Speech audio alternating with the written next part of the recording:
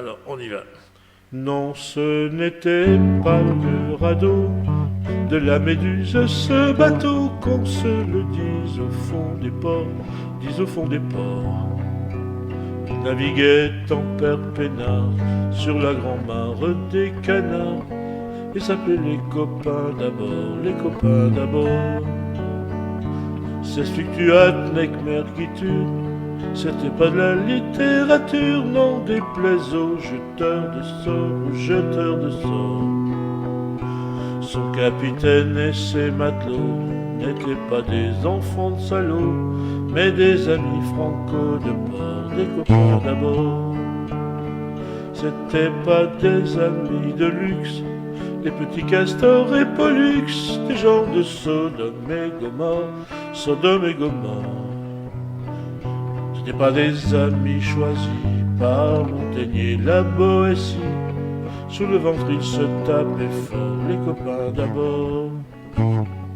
N'étaient pas des anges non plus, l'évangile ils l'avaient pas lu, mais ils s'aimaient, toute voile dehors, toute voile dehors.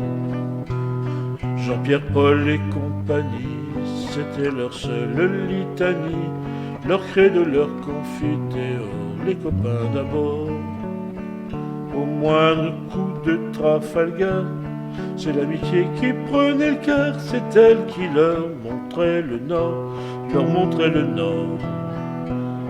Et quand ils étaient en détresse, leurs bras lançaient des SOS, on aurait dit des sémaphores, les copains d'abord.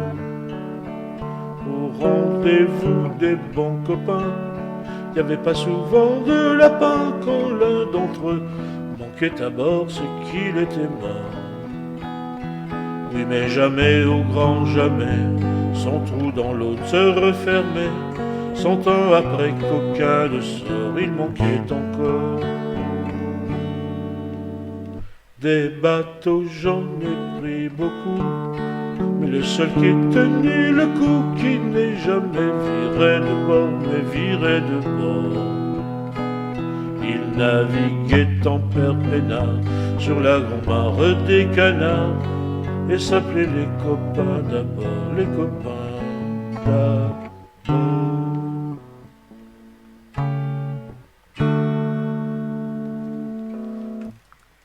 J'adore.